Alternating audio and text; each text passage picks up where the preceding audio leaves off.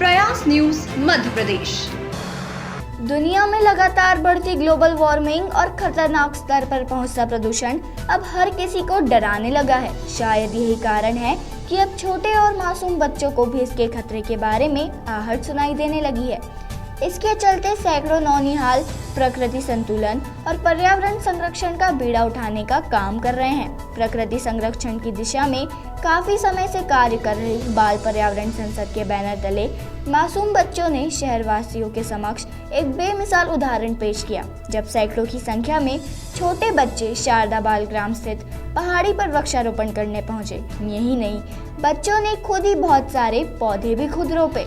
शहर के विभिन्न हिस्सों से पौधारोपण करने आए बच्चों से जब पूछा गया कि यह कार्य क्यों कर रहे हैं, तो उनका कहना था कि पौधे हर कोई लगाता है और हर वर्ष हजारों की संख्या में पौधे लगाए जाते हैं, लेकिन उनकी देखभाल कोई नहीं करता, जिससे पौधे लगने के बाद भी लोगों की लापरवाही का शिकार बनकर खत्म हो जाते हैं। हम सभी ने आज बहुत सारे पौधे रोपे हैं और हम 6 माह से लेकर 1 वर्ष तक इन पौधों की सेवा करने वाले हैं।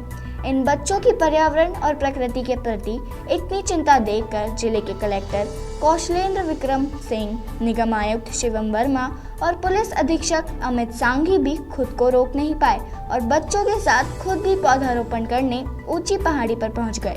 प्रयास न्यूज ग्वालियर से सोनू राव डोंगे की report. Good morning, good afternoon. My name is Vaishnavi Chauhan from St. Paul School, class 6. Today I am going to recite a speech on our environment. Environment is the surrounding in which we live in. It is made up of 5 elements: air, water, fire, sky and land. Our whole life depends on our environment.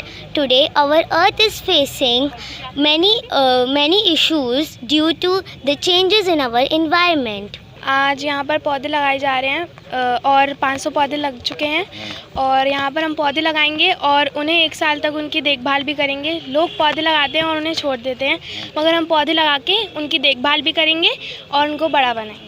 और वृक्षारोपण और बाल पर्यावरण संसद के ऊपर होया जा रहा है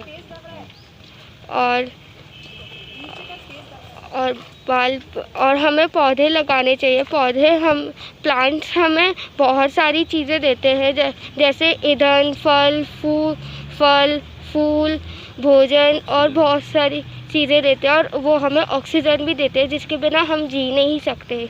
अच्छा, कितने पौधे लगाए हैं आपने आज यहाँ पर? 500 पौधे लगाए हैं। अच्छा, कौन की बैनर तले लगे हैं? कौन संस्था है ये, क्या नाम है? बाल पर्यावरण संस्था है। पौधे लगाने से क्या फ़ायदा है? वो हमें ऑक्सीजन देते हैं और बहुत से करते हैं, और ऑक्सीजन बिना हम जी नहीं सकते, इसलिए पेड़ों को नहीं काटना चाहिए और ज़्यादा से ज़्यादा लगाना चाहिए।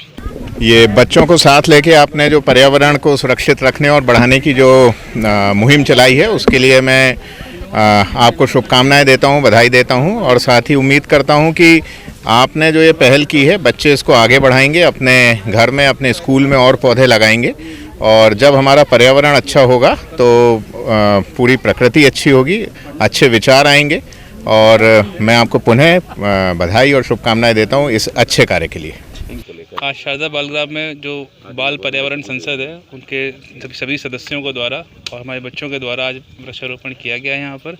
यहाँ पे पौधारोपण किया जा रहा है और साथ ही साथ बच्चे हर पौधे की देखभाल भी करेंगे।